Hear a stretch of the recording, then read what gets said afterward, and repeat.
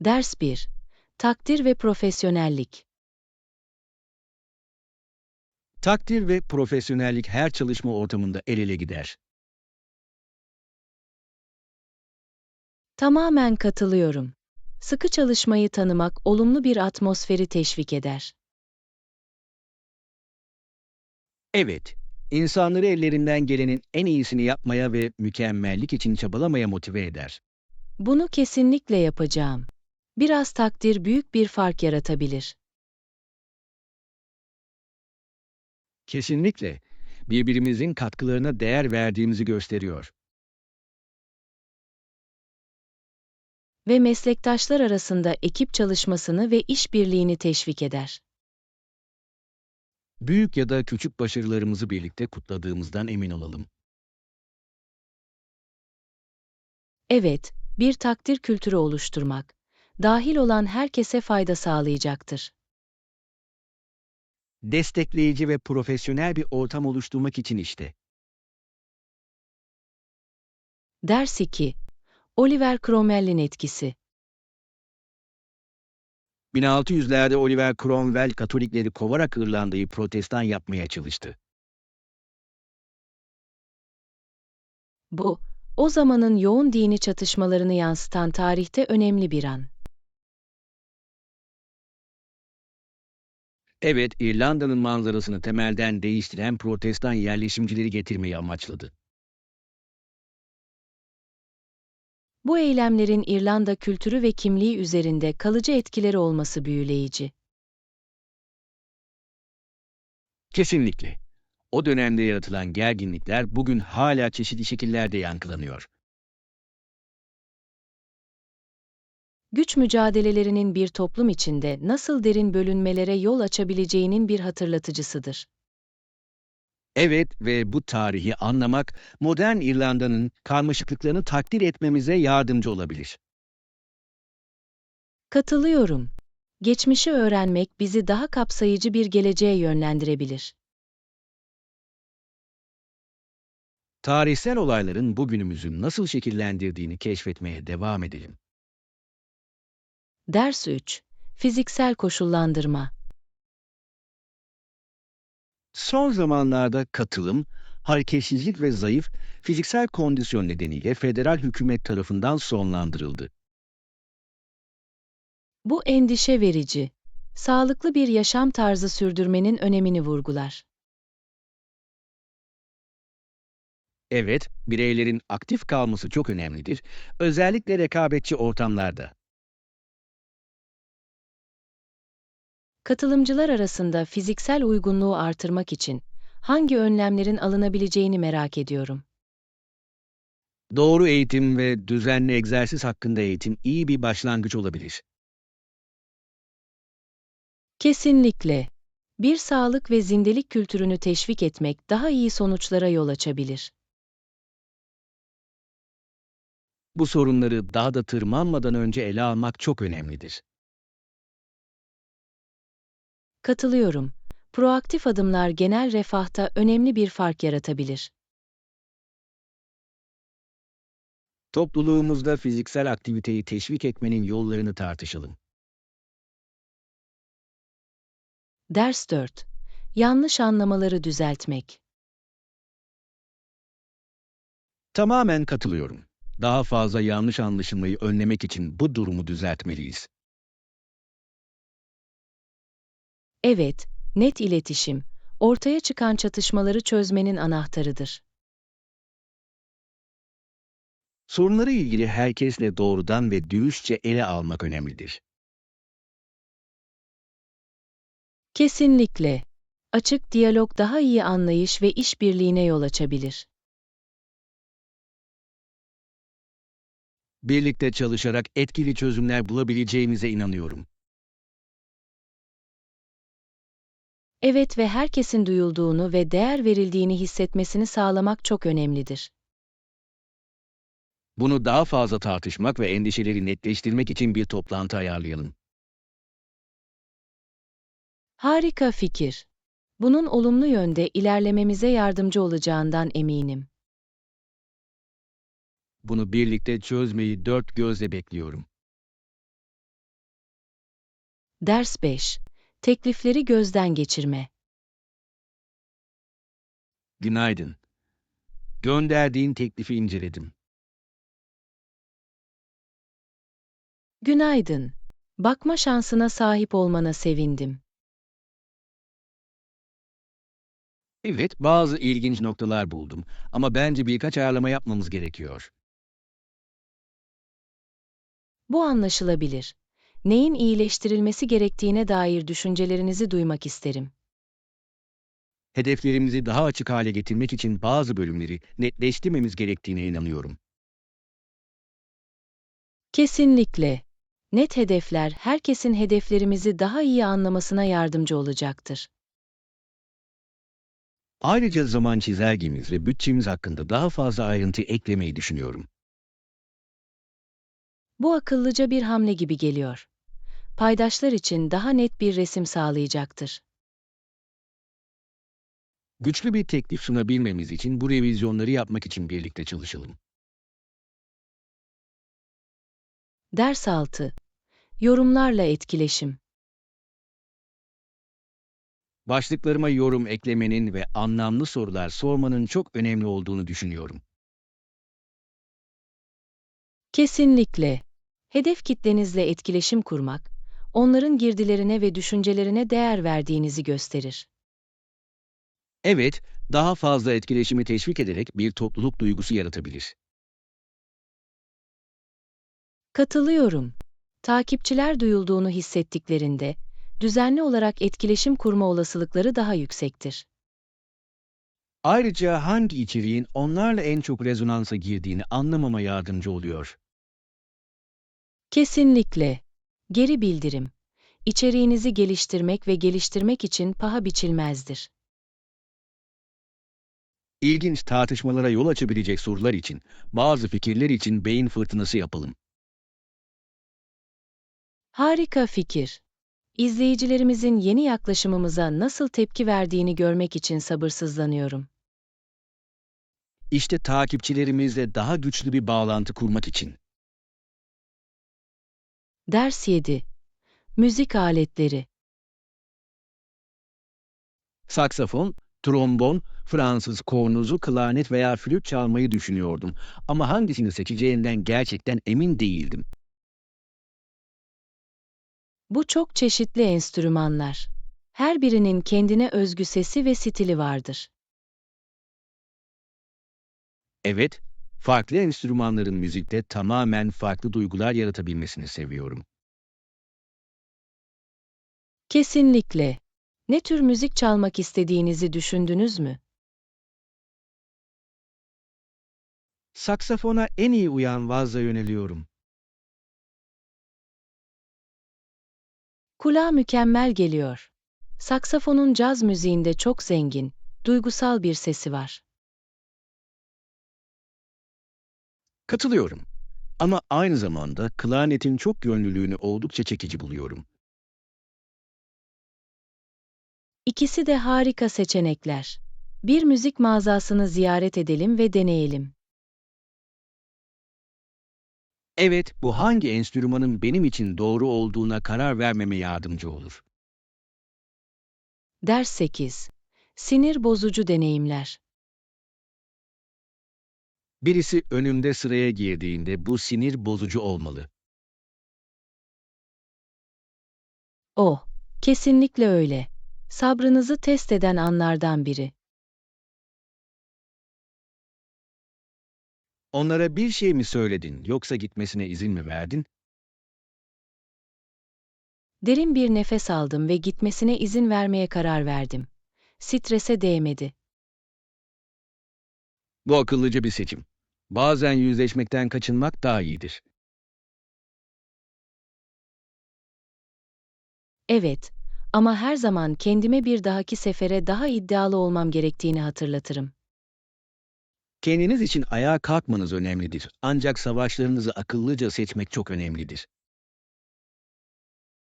Kesinlikle. Olumlu etkileşimlere odaklanalım ve olumsuzluğu bırakalım. Kabul ettim. Hayat sinir bozucu anlarda durmak için çok kısa. Ders 9. Küba kültürü. Küba kültüründen etkilenen tütün, Küba ve çevresinde yaygın olarak yetiştirilmektedir. Evet, tarihlerinde tütün yetiştiriciliğinin ne kadar derinden kökleşmiş olduğu büyüleyici. Kesinlikle. Puro yapımında kullanılan işçilik gerçekten etkileyici.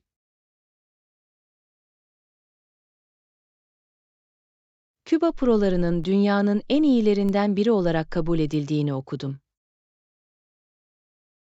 Evet ve iklimin ve toprağın eşsiz lezzetlerine nasıl katkıda bulunduğu ilginç. Gerçekten öyle.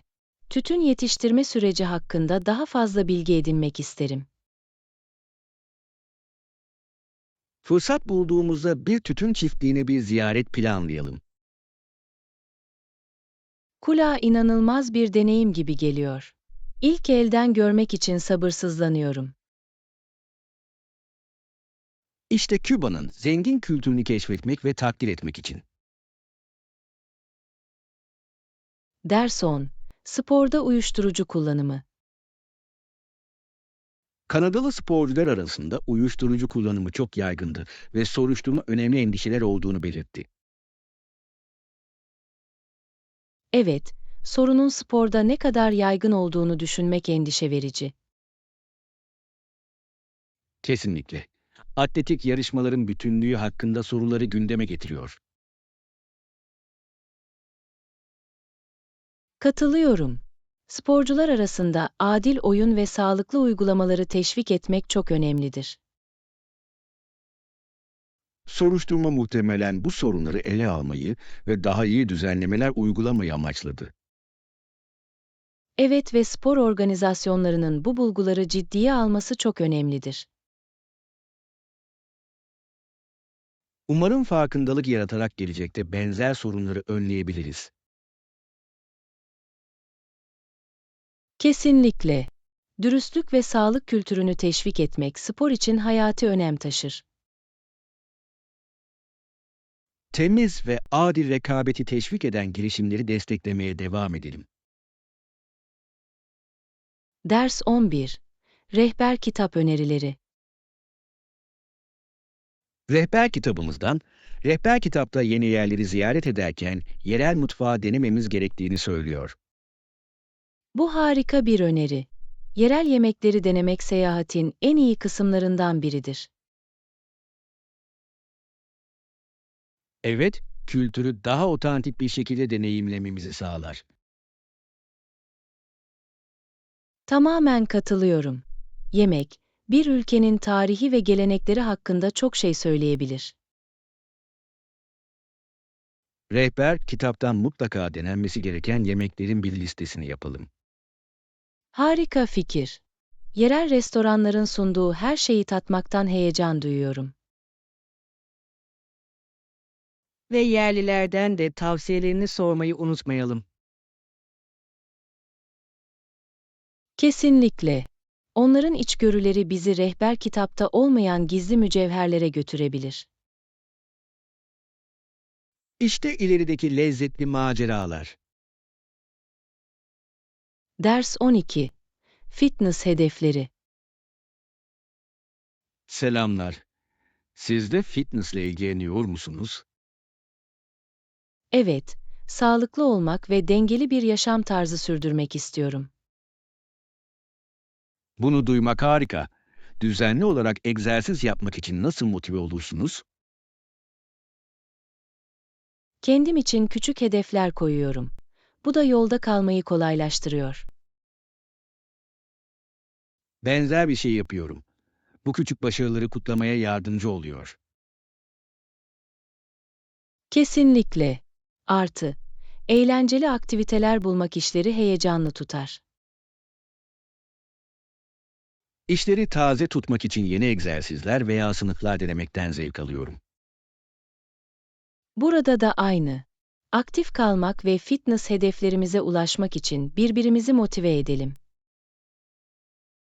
Kesinlikle. İşte birlikte daha sağlıklı bir yaşam tarzı için. Ders 13. Lise oyunları.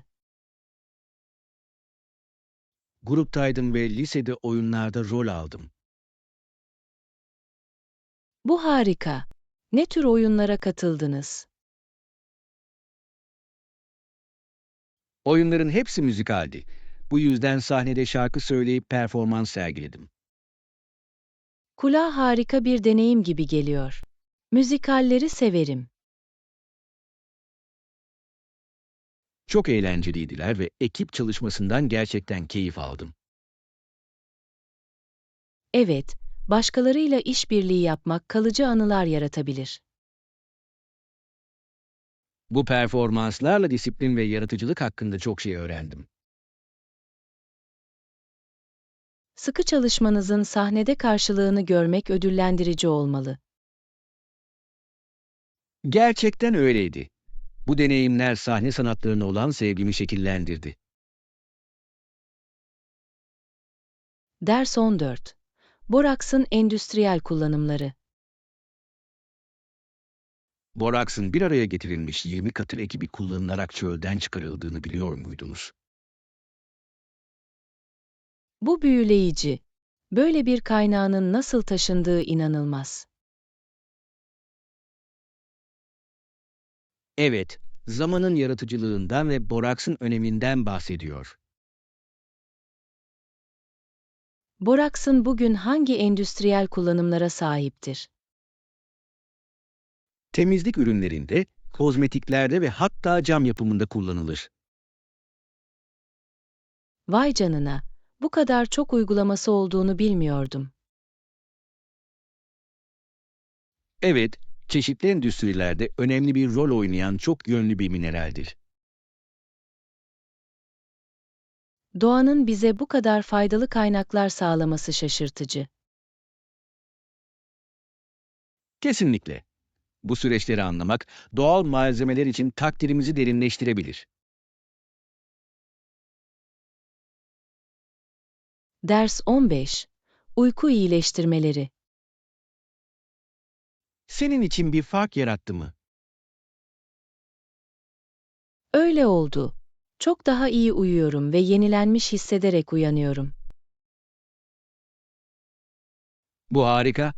Kaliteli uyku refahımız için çok önemlidir. Evet, ruh halimde ve enerji seviyelerimde önemli bir iyileşme fark ettim. Uyku gerçekten hayatımızın pek çok yönünü etkiliyor, değil mi? Kesinlikle. Dinlenme ve rahatlamaya öncelik vermek çok önemlidir. Sizin için işe yarayan bir çözüm bulduğunuzu duyduğuma sevindim. Teşekkür ederim. Birbirimizle daha iyi uyumak için ipuçlarını paylaşalım. Harika fikir. Birlikte sağlıklı uyku alışkanlıklarını sürdürmelerine yardımcı olabiliriz. Ders 16. Gizlilik korumaları. Kişisel bilgilerimizi korumak her zamankinden daha önemlidir. Tamamen katılıyorum. Çevrimiçi olarak ne paylaştığımızın farkında olmak çok önemlidir. Evet, gizlilik politikalarını araştırmak verilerimizin nasıl kullanıldığını anlamamıza yardımcı olabilir. Kesinlikle. Kişisel bilgilerimizle ilgili riskleri bilmek çok önemlidir.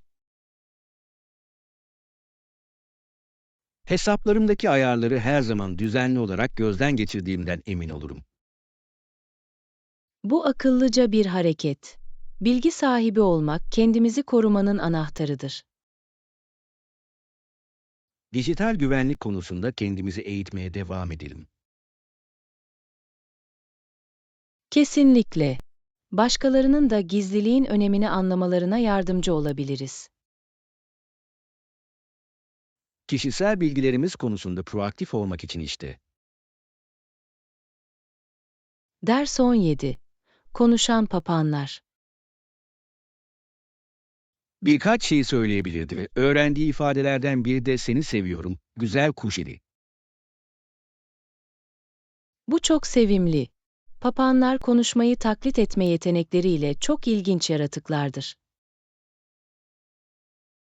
Evet, oldukça eğlenceli olabilirler ve hatta sahipleriyle bağ kurabilirler. Ne kadar zeki olduklarına ve bu kadar çabuk öğrendiklerine her zaman hayran oldum. İnsan etkileşimine nasıl tepki verdiklerini görmek de büyüleyici. Kesinlikle. Evcil bir papağana sahip olmak çok fazla neşe ve kahkaha getirmelidir. Böyle canlı bir arkadaşla yapacağınız sohbetleri ancak hayal edebiliyorum. Evet, bir haneye gerçekten özel bir dinamik ekleyebilirler. Bizimle eğlenceli şekillerde etkileşime girebilecek bir evcil hayvan almayı düşünelim. Ders 18. Atlantik eyaletleri. Kanada'nın doğu kesiminde Atlantik Okyanusu'nun yanında bulunan Atlantik eyaletleri vardır. Evet, bu illerin çok zengin bir denizcilik kültürü ve tarihi var. Kesinlikle. Okyanus yaşam tarzlarını, ekonomilerini ve geleneklerini etkiler. Kıyı manzarasının bu kadar güzel ve çeşitli olmasını seviyorum. Evet, oradaki deniz ürünleri ve balıkçılık endüstrisi hakkında düşünmek harika. Bu bölgelerdeki insanların misafirperverlikleriyle tanındığını duydum. Bu doğru. Kıyı topluluklarının sıcaklığında özel bir şey var. Atlantik eyaletlerinin cazibesini ilk elden ziyaret etmeyi ve deneyimlemeyi çok isterim. Bir geziyi planlayalım ve sundukları tüm güzelliği keşfedelim. Ders 19. Moda seçimleri. Kulağa ilginç geliyor. Onları kontrol etmem gerekecek. Moda ipucunuz var mı? Kesinlikle. Katmanlamanın bir kıyafeti gerçekten geliştirebileceğini ve derinlik katabileceğini düşünüyorum. Evet, katmanlama farklı stilleri karıştırmak ve eşleştirmek için harika bir yoldur. Ayrıca, aksesuarlar bir kıyafeti bir araya getirmede büyük bir fark yaratabilir. Katılıyorum. Basit bir aksesuar en temel görünümü bile yükseltebilir. Her şey kıyafet seçimlerinizle kişiliğinizi ifade etmekle ilgili. Evet ve modanın bireyler olarak kim olduğumuzu nasıl yansıtabildiğini seviyorum. Yeni stilleri keşfetmeye ve birbirimizle fikir paylaşmaya devam edelim. Kesinlikle. Eşsiz moda duyularımızı keşfetmek için burada. Ders 20. Lezzetli lazanya.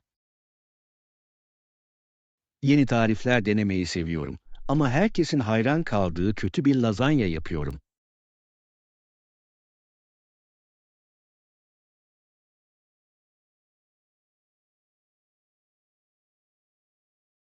Klasik bir yemek ve bence sırrı katmanlarda ve sosta. Kesinlikle bir ara yapmayı denemeliyim. Herhangi bir ipucunuz var mı? Kesinlikle. Anahtar tüm lezzetlerin bir araya gelmesi için yeterince uzun süre pişmesine izin vermektir. Bunu aklımda tutacağım. Genelde onunla ne servis edersiniz? Taze bir salata ve biraz sarımsaklı ekmek mükemmel bir eşlik eder. Yiyeyim. Ne kadar harika tadının şimdiden hayal edebiliyorum. Yakında bir akşam yemeği planlayalım. Ben de senin için lazanya yapabilirim. Ders 21. Seyahat bütçesi. Bu gezi için sahip olduğumuz dolarların yeterli olduğunu düşünüyor musunuz? Akıllıca planlarsak kesinlikle yapılabilir olduğuna inanıyorum. Ya yol boyunca harika fırsatlar bulursak? Kesinlikle. Her zaman indirimleri ve özel ürünleri arayabiliriz. Artı tadını çıkarabileceğiniz birçok ücretsiz aktivite var. Doğru. Doğayı keşfetmek genellikle herhangi bir gezinin en iyi kısmıdır. Bizi bekleyen potansiyel maceralar için heyecanlıyım.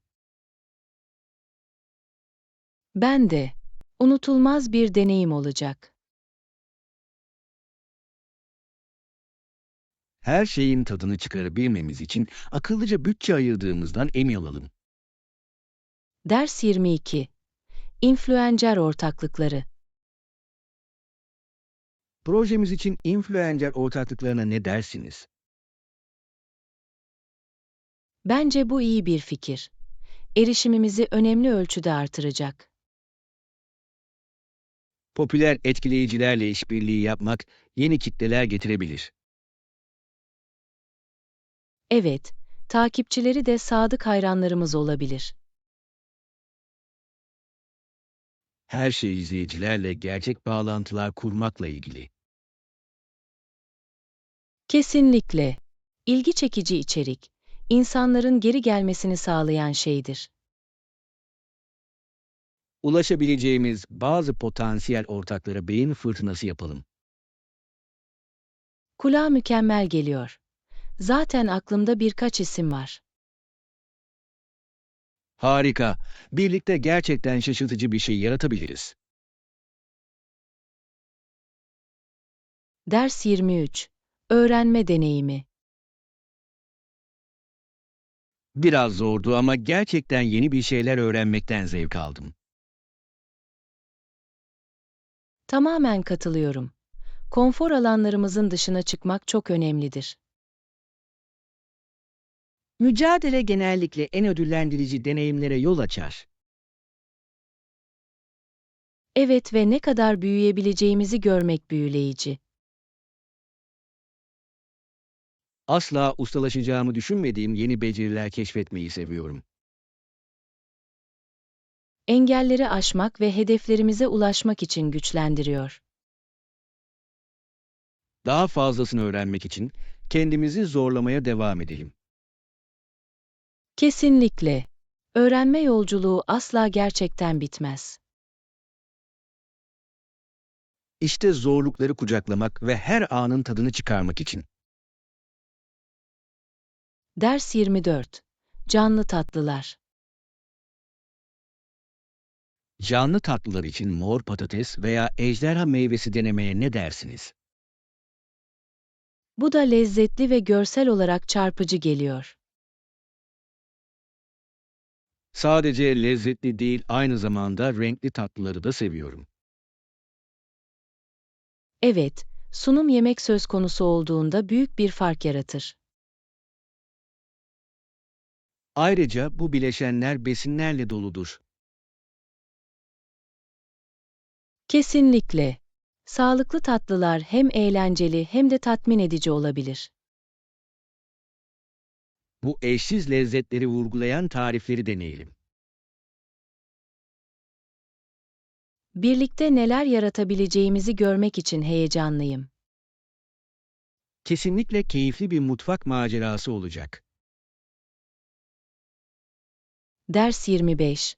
Açık hava etkinlikleri. Beni de sayın.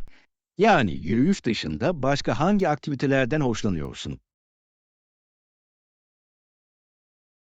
Bisiklete binmeyi gerçekten seviyorum. Yeni yerler keşfetmenin harika bir yolu. Kule eğlenceli geliyor. Bisiklete binmeyi de seviyorum. Özellikle doğal yollarda. Yakında bir bisiklet gezisi planlamalıyız. Belki sahil boyunca. Kesinlikle. Okyanus manzarası onu çok daha keyifli hale getirecektir. Ve yol boyunca güzel yerlerde piknik yapabiliriz. Mükemmel. Macerayı iyi yemeklerle birleştirmek her zaman bir kazançtır.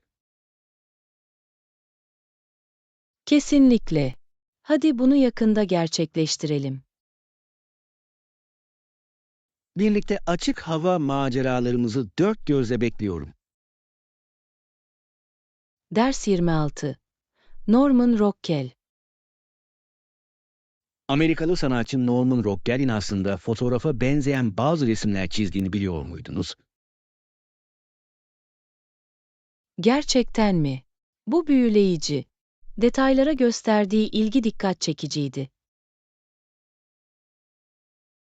Evet, günlük anları bu kadar ilişkilendirilebilir bir şekilde yakaladı.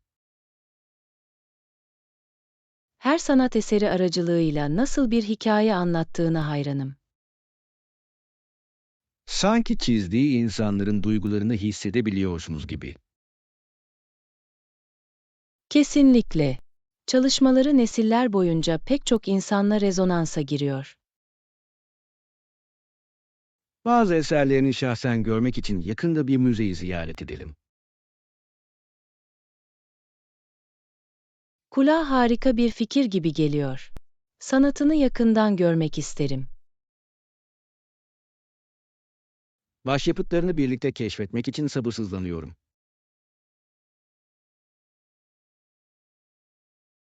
Ders 27. Yürüyüş macerası. Yürüyüş ekipmanlarımızı ve oltalarımızı topladığımdan emin olacağım. Peki ya yemek? Yolculuk sırasında enerjimizi korumak için yeterince atıştırmalıklara ihtiyacımız var. Bu harika bir nokta. Belki hindi ve peynirli sandviç hazırlayabiliriz. Ve hızlı enerji artışı için meyveyi unutma diye düşünüyordum.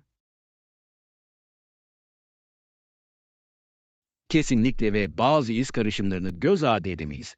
Biz patikaları keşfederken yemek için mükemmel, sence de öyle değil mi? Evet, ve bazı granola barları da getirmeyi çok isterim. Paketlenmesi kolaydır ve fazla yer kaplamadan iyi bir enerji kaynağı sağlarlar. Sağlam bir plan gibi geliyor. İçeceklere ne dersin? Su şişelerimi almalıyız yoksa biraz daha ferahlatıcı bir şey mi?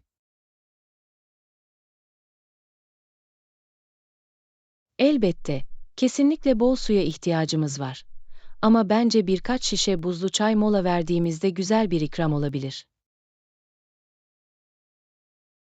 Harika fikir. Ve taze kalması için her şey için bir soğutucu kullanabiliriz. Gitmeden önce onu alacağım. Mükemmel. Önemli bir şeyi unutmamak için bir kontrol listesi yapalım. Açık havada harika bir yemeği kaçırmak utanç verici olurdu. Kabul ettim. Gittikçe ihtiyacımız olan her şeyi yazacağım. Bu gezi unutulmaz olacak. Ders 28. Avrupa yolculuğu. Evet, Avrupa'da güzel bir ülkeye gittim. Portekizli ve çarpıcı manzaraları ve canlı kültürü düşünmekten vazgeçemiyorum. Kulağa harika geliyor. Oradayken ziyaret etmek için en sevdiğiniz yerlerden bazıları nelerdi? Kıyı şeridinin nefes kesici olduğunu duydum. Kesinlikle sahil şeridi muhteşemdi. Okyanusun engebeli kaya oluşumlarıyla buluştuğu, Lagos'un kayalıklarını özellikle sevdim. Bir resimden bir sahne gibi hissettirdi. Sadece hayal edebiliyorum. Keşfettiğinizde yerel yemekleri deneme şansınız oldu mu? Oh, kesinlikle. Bazı inanılmaz deniz ürünlerine özellikle taze ve lezzet dolu ızgara sardalyalara şımartıldım. Her yemek bir deneyim gibi geldi.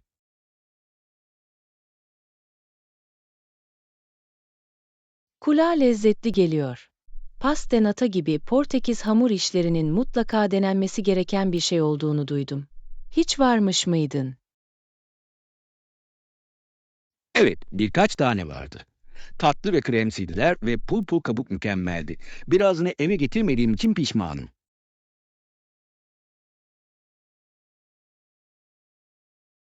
Böyle harika deneyimleri geride bırakmak her zaman zordur. Oradaki kültür hakkında başka nelerden hoşlandınız? İnsanlar inanılmaz derecede sıcak ve misafirperverdi. Geleneklerini nasıl kutladıklarını sevdim. Özellikle yerel festivaller sırasında. Kendimi evinde hissettirdi. Ders 29. Rock grubu hayalleri. Bir rock grubunda olmak istiyorum. Arkadaşlarımdan bazıları ve ben kendi rock grubumuzu kurmayı düşünüyoruz ki bu çok heyecan verici. Bu harika bir fikir gibi geliyor. Hepiniz ne tür müzik çalmak istiyorsunuz? Klasik rock'a yöneliyoruz. Ancak onu taze ve ilginç tutmak için bazı modern etkiler eklemeye açığız. Buna bayılıyorum. Türleri karıştırmak, sizi diğer gruplardan ayıran benzersiz bir ses yaratabilir. Kesinlikle. Ayrıca uyumlu bir birim olarak birlikte çalışırken bireysel tarzlarımızı ifade etmemizi sağlar. Nerede performans sergileyeceğinizi düşündünüz mü? Yerel mekanlar, müziğinizi topluluğa aktarmanın harika bir yolu olabilir. Evet, canlı müziğe ev sahipliği yapan bazı küçük kulüpleri araştırıyorum. Seyircinin önünde oynamak inanılmaz bir deneyim olurdu. Ruh bu. Canlı performans sergilemek hem heyecan verici hem de sinir bozucu olabilir. Ama hepsi yolculuğun bir parçası. Kesinlikle. Bu maceranın bizi nereye götürdüğünü ve yol boyunca kuracağımız arkadaşlıkları görmek için sabırsızlanıyorum. Ders 30. Fitness yolculuğu. Kesinlikle yeni egzersiz rutinin sayesinde gün boyunca daha tonlu hale geldim ve daha fazla enerjim var. Bunu duymak harika. Düzenli egzersizin sadece vücudumuzu değil, aynı zamanda genel refahımızı nasıl dönüştürebileceği şaşırtıcı. Kesinlikle. Zindereyi günlük hayatıma dahil etmeye başlayana kadar ne kadar enerji kaçırdığımı hiç fark etmedim.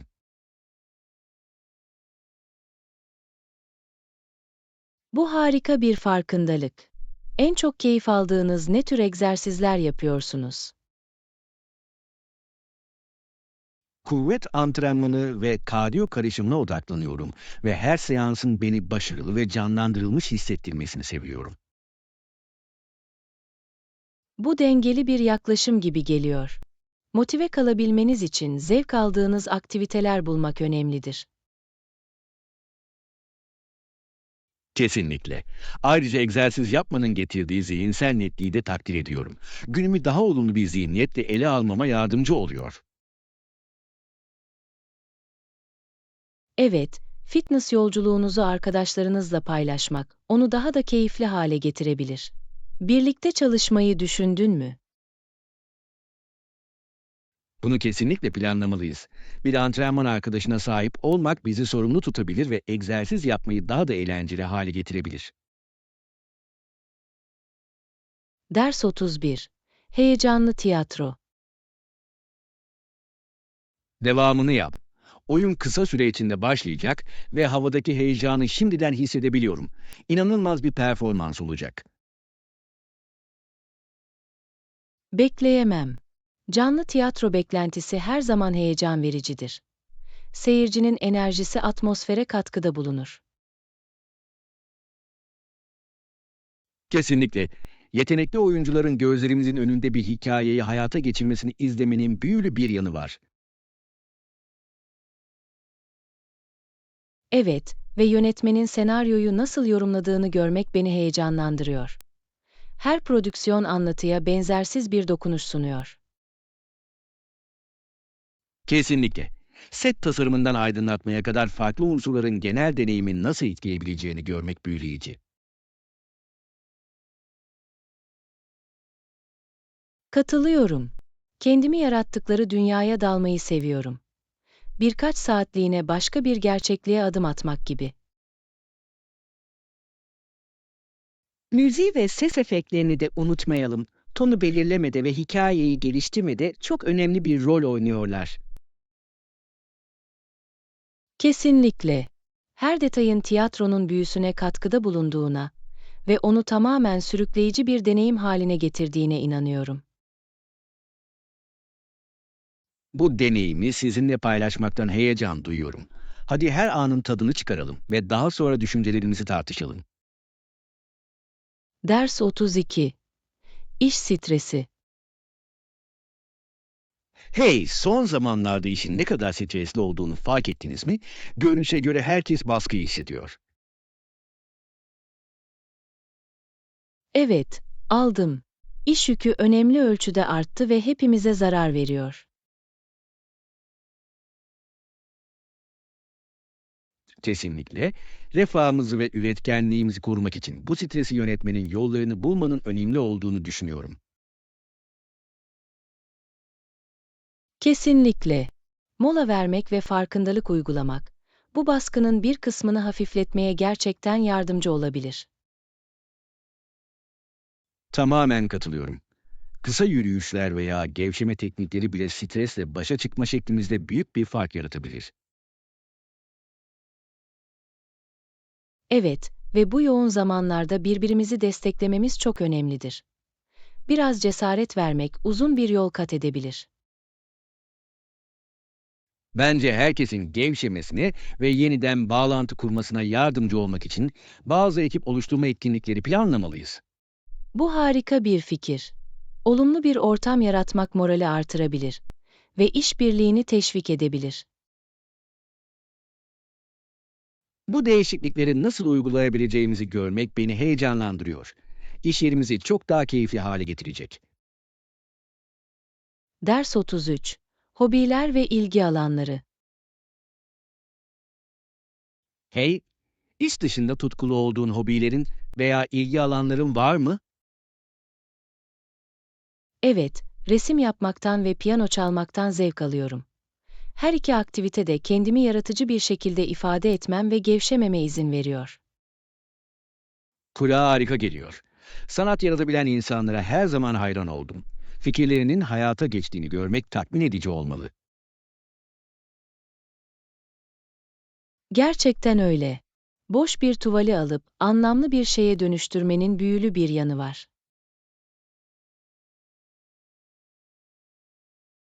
Hayal edebiliyorum. Piyano çalmak da duygularınızı müzik yoluyla kanalize etmenin harika bir yolu olmalıdır. Kesinlikle. Müziğin kelimelerin bazen yapamadığı duyguları nasıl aktarabildiğini ve onu güçlü bir ifade biçimi haline getirmesini seviyorum. Bazı sanat eserlerinizi görmeyi veya bir araç almanızı duymayı çok isterim. İnanılmaz bir deneyim olmalı. Paylaşmaktan mutluluk duyarım. Size en son resimlerimi gösterebileceğim ve sizin için birkaç şarkı çalabileceğim bir gün planlayalım. Kulağa mükemmel bir plan gibi geliyor. Yaratıcı dünyanıza dalmak ve yeteneklerinizi takdir etmek için sabırsızlanıyorum. Ders 34. Tatil konaklamaları. Ailem tatile gittiğinde genellikle seyahatleri için uygun olan bir motel veya otelde yaşarlar. Bu ortak bir seçim. Moteller veya otellerde kalmak, seyahatleri sırasında onlara konfor ve erişilebilirlik sağlayabilir. Kesinlikle. Daha sonra yemek pişirmek veya temizlik yapmak zorunda kalmadan tatillerinin tadını çıkarmaya odaklanmalarını sağlar. Evet, oda servisi ve havuzlar gibi olanaklara sahip olmak, genel deneyimlerini ve rahatlamalarını artırabilir. Uzun bir keşif gününden sonra kendilerini rahat hissetmelerinin ve gevşeyebilecekleri bir yere sahip olmalarının önemli olduğuna inanıyorum. Kesinlikle. Doğru konaklama yerlerini bulmak, unutulmaz tatil deneyimleri yaratmada tüm farkı yaratabilir. Bence yaklaşan seyahatimiz için benzer düzenlemeleri düşünmeliyiz. Zevkimizi en üst düzeye çıkarmamızı sağlar. Bu harika bir fikir gibi geliyor.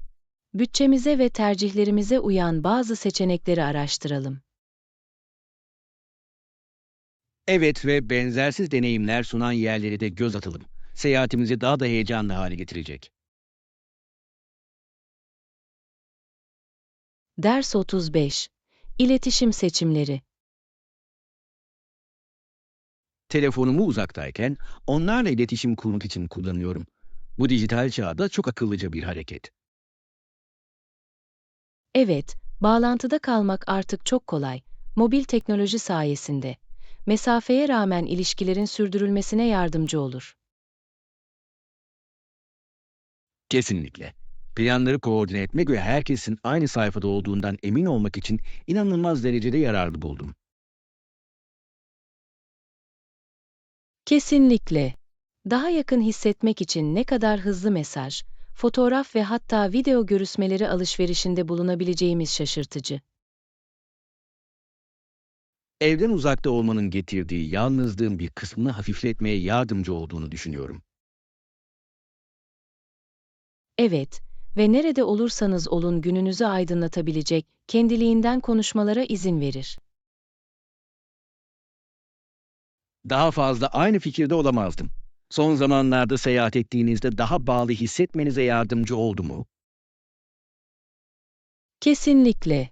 Deneyimlerimi gerçek zamanlı olarak paylaşabilmeyi çok sevdim ve arkadaşlarıma yolculuğun bir parçası olduklarını hissettirdi. Bu harika. Kendi maceralarımızda bile bağlantıda kalmak için telefonlarımızı akıllıca kullanmaya devam ettiğimizden emin olalım.